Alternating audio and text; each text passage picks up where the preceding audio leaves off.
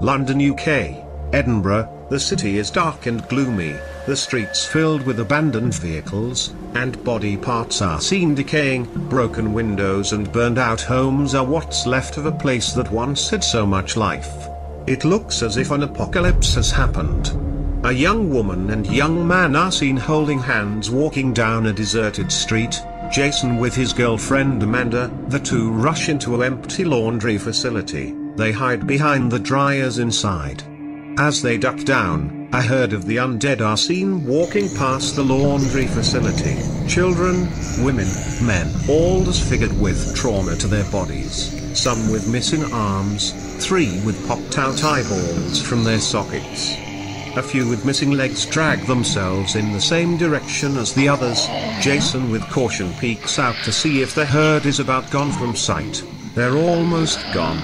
Jason ducks back down to see his girlfriend Amanda staring at something across from them. Jason's eyes spot a size 16 shoe with a bare foot next to it. Blood pours down the leg onto the tile floor. Jason's eyes slowly climb the body. When his eyes meets with the undead Pakistan man, he stands up pulling out a small knife from his back pocket, then moves his girlfriend behind him. Amanda starts crying. It's her father. Somehow he was killed and turned. Jason shoves Amanda back as he tries to move away. The undead man growls with foaming saliva pouring out his lipless mouth. Jason tells his girlfriend to look away. In a quick moment, Jason spun around, distracting the zombie to follow him. Jason then dodged the tall corpse as it lunged at him. Jason backed away, jabbing the blade into each eye socket. Blood and eye residue poured out the holes as the zombie fell to its knees reaching for him. Jason yelled as he seen the eye fluid run out of Amanda's father's eye sockets. Jason grabbed his girl then ran out the building.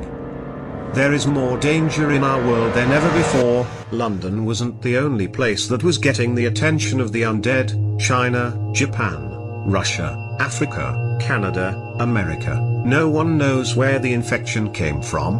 That's what it would seem. Since there hasn't been anyone blamed for it, it's been 3 years since the apocalypse. Not much is alive and well, just a few survivors in each state, maybe. There is more evil than what it was when only the living ruled the earth. Texas, southwest of Texas, the sun shines down on a field of sunflowers. A cool breeze blows across the trees that sit far off from the grasslands. A father walks his 7-year-old daughter up a hill. He stops then tells her to kneel down. Something isn't right. He crouches down then sighs for his little girl to maneuver behind him. She does. A sound of a woman is heard screaming. He puts down his gun bag he's been carrying with him, then pulls out a sniper rifle. The sound is heard again. A moaning sound is nearby also, the sound of the undead.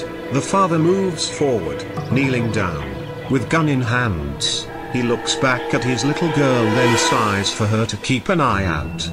Over the curve of the hill, there is another small hill that runs down to a clearing in a field. A young teenage girl is running and stumbling away from a pregnant undead woman. The girl is crying and calling out for it to stop.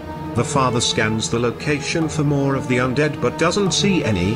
The pregnant zombie is reaching for the teen. The teen seems to have a broken ankle and is limping. The father looks away as if having second thoughts about helping her. He looks back at his daughter trying to decide should he interfere. If he does interfere, the girl would slow him down. He will have to tend to her wound, and it could put him and his daughter in danger. He moves back, pulling his rifle away. The upset father looks at his daughter. Her hazel eyes almost sparkle as she stares back at him. Her innocent angelic face with pouty lips are causing him to rethink his decision. The girl nods her head at her father. He then crawls, turning back. He looks through his scope. The teenage girl falls to the ground then starts crawling backwards, crying out for help. The pregnant zombie stops in its tracks then starts growling and hissing. An undead infant falls out of its body. The zombie looks down at it. The teen girl screams in horror. The baby starts crying a blood-gurgling cry.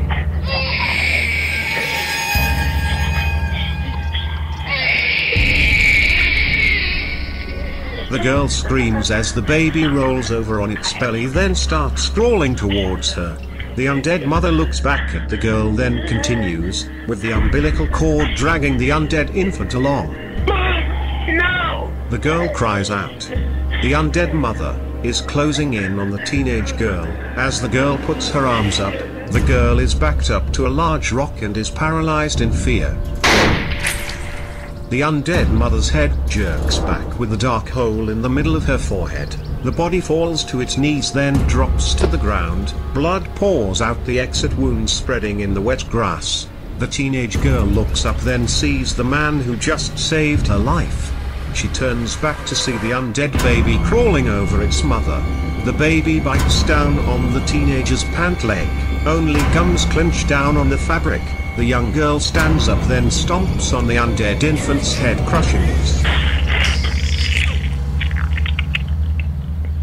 Its skull explodes. There is nothing left but skin and bubbles of guts and brain. The girl falls back, leaning on the rock that stood behind her. She then pukes.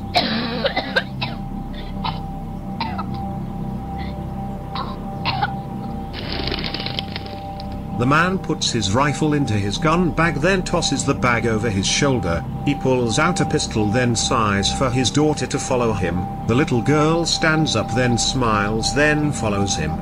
As they reach the gory scene, the father stops, then sighs for the teenager to come towards him. She limps to him. She is dirty and dehydrated, her hair long, brown and curly, her eyes blue with tears still running out them. She has blood-stained clothes. Have you been bitten? Shouts the man. The girl starts crying, then nods her head no. Stay where you are. The teen stares at him, looking to almost faint, but catches herself. The father goes to his daughter, then gives her his pistol. Remember how I taught you, baby bird? He says, kissing her forehead. The little girl shakes her head yes, then takes the gun from her father. The man leaves his daughter, then walks over to the teen. My name is Roy. What's your name? Roy says as he hands her a bottle of water from his jacket. The girl takes the water. I'm Bree. She says, trying to keep from stuttering. She then drinks the water. She consumes all of it. She then walks back to the rock. Leaning on it, Roy walks over, then looks at the corpse, then over at Bree. My mother. She was bitten 3 days ago. She wanted to live, so we kept on moving, trying to find help.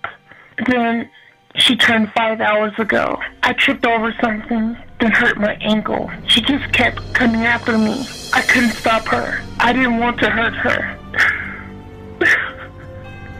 She's my mother. She's my mother. Roy looked down at her ankle, then back at Bree. I will help you, but I won't let you slow us down. I won't. I'll keep up with you. You don't have to worry about me. Bree looked at him with begging eyes not to leave her. First thing is first. I'm going to have to ask you to undress. What?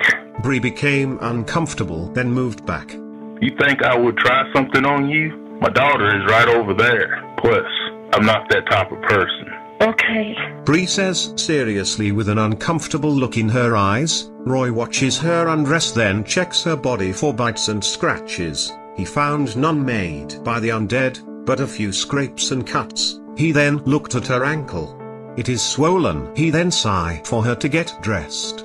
The girl had to be 16 or 17, maybe was a high school student, judging by the way she's dressed. Roy then looked over at the undead bodies. I'll help you bury them. Roy says to Bree. He then turns to see 4 bloody disfigured zombies 6 feet from his daughter. The girl must have not been paying any attention to the surroundings as she watched Bree and her father. Roy dashed from Bree in a quick sprint, pulling out a gun hidden from behind him.